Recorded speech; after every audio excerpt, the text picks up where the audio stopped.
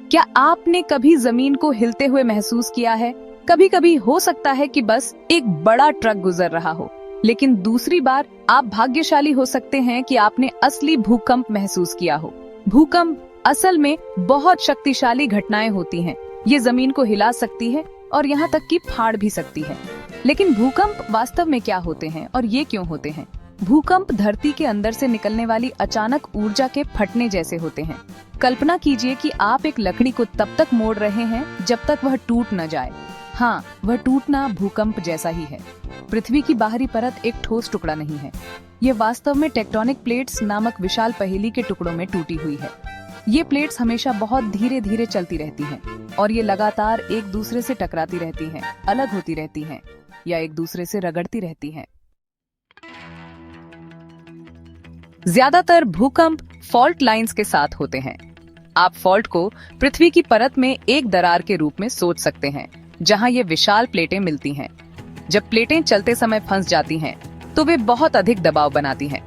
अचानक वे एक दूसरे के पीछे फिसल जाती हैं और वह सारी संचित ऊर्जा भूकंपीय तरंगों नामक कंपन के रूप में निकल जाती है।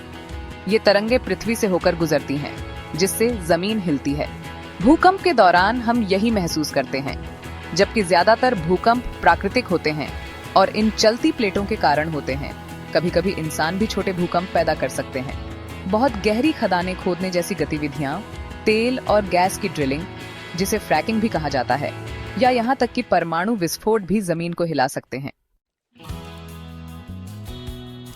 भूकंप को बेहतर ढंग से समझने के लिए आइए कुछ महत्वपूर्ण शब्द सीखें। पृथ्वी के अंदर गहराई में वह स्थान जहां भूकंप शुरू होता है उसे हाइपोसेंटर कहते हैं, जो भूकंप के भूमिगत घर जैसा है।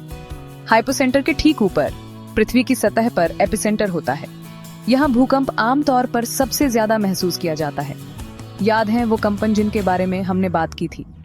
उन्हें भूकंपीय तरंगें कहा जाता है और वे हाइपोसेंटर से बाहर की ओर जाती हैं। ठीक वैसे ही जैसे तालाब में लहरें तब बनती हैं जब आप उसमें पत्थर फेंकते हैं। अंत में भूकंप की ताकत या शक्ति को उसके परिमाण से मापा जाता है। परिमाण जितना अधिक होगा, भूकंप उतना ही ज्यादा मजबूत होगा। कई तरह के फॉल्ट होते हैं, जैसे लकड़ी तोड़ने के कई तरीके होते हैं। कुछ फॉल्ट तब होते हैं जब प्लेटें एक साथ धकेलती हैं, जिसे हम अभिसारी कहते हैं।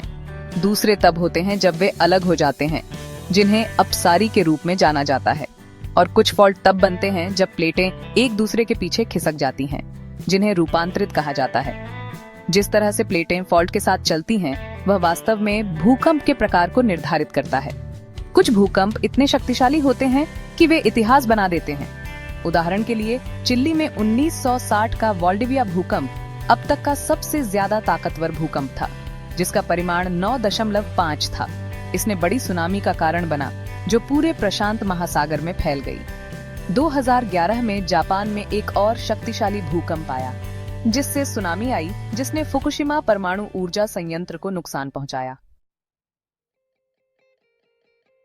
तो हम कैसे जानते हैं कि भूकंप कितना मजबूत है? खैर, वैज्ञानिक भूकंपीय तरंगों को मापने और भूकंप के परिमाण को निर्धारित करने के लिए सीस्मोमीटर नामक विशेष उपकरणों का उपयोग करते हैं। सबसे प्रसिद्ध पैमाना रिक्टर स्केल है। यह 1 से 10 तक जाता है, जिसमें एक बहुत ही कमजोर भूकंप होता है, जिसे आप शायद महसूस भी नहीं करेंगे, और 10 सबसे शक्तिशाली भूकंप होता है, जिसकी कल्पना की जा सकती है। भूकंप का वर्णन करने का एक और तरीका उसकी तीव्रता है। तीव्रता मूल रूप से यह है कि लोगों द्वारा झटकों को कितना मजबूत महसूस किया जाता है और किसी विशेष स्थान पर इससे कितना नुकसान होता है। तीव्रता को मापने के लिए मर्कल्ली स्केल का उपयोग किया जाता है और यह 1 से 12 तक रोमन अंकों का उपयोग करता है, जिसमें 12 सबसे विनाशकारी होता है। भूकंप बहुत नुकसान पहुंचा सकते हैं और उनके कई अलग अलग प्रभाव हो सकते हैं। सबसे स्पष्ट प्रभाव जमीन का हिलना है, जो हल्के झटकों से लेकर हिंसक झटकों तक हो सकता है। इस झटकों के कारण इमारतें हिल सकती हैं, फर्नीचर गिर सकता है और जमीन में दरारें भी पड़ सकती हैं। कभी कभी जमीन वास्तव में फॉल्ट लाइन के साथ फट सकती है। इसे ग्राउंड रप्चर कहा जाता है और यह बहुत खतरनाक हो सकता है। भूकंप अन्य प्राकृतिक आपदाओं जैसे सुनामी, भूस्खलन और द्रवीकरण नामक एक डरावनी घटना को भी ट्रिगर कर सकते हैं। जब आपको लगता है कि झटके खत्म हो गए हैं, तो आपको आफ्टर शॉक्स नामक छोटे भूकंप महसूस हो सकते हैं।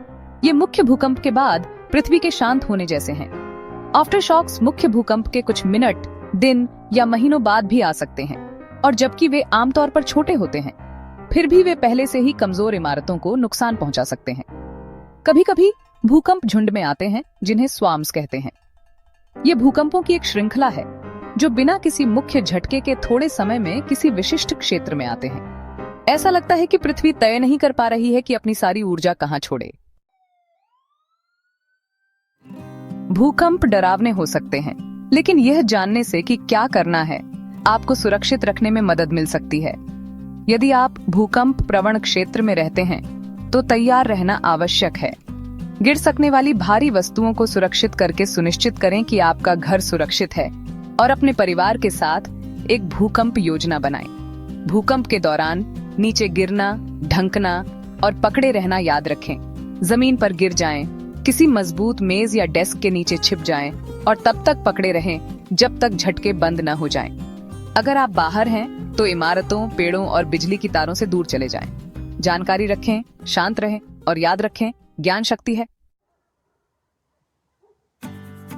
पूरे इतिहास में लोगों ने भूकंपों को अलग अलग तरीकों से समझाने की कोशिश की है। कुछ संस्कृतियों का मानना था कि एक विशाल कछुआ अपनी पीठ पर पृथ्वी को ढोता है, और जब वह हिलता है तो भूकंप आते हैं। दूसरों ने सोचा कि एक विशाल कैटफिश झटकों का कारण बनती है। आज हम जानते हैं कि भूकंप एक प्राकृतिक घटना है। हम उनका अध्ययन करते हैं, उनसे सीखते हैं और उनकी शक्ति का सामना करने के लिए मजबूत संरचनाएं बनाने के तरीके खोजते हैं। जबकि हम भूकंपों को रोक नहीं सकते, हम तैयार रहकर और हमारे ग्रह को आकार देने वाली अविश्वसनीय ताकतों को समझकर उनके साथ सुरक्षित रूप से रहना सीख सकते हैं।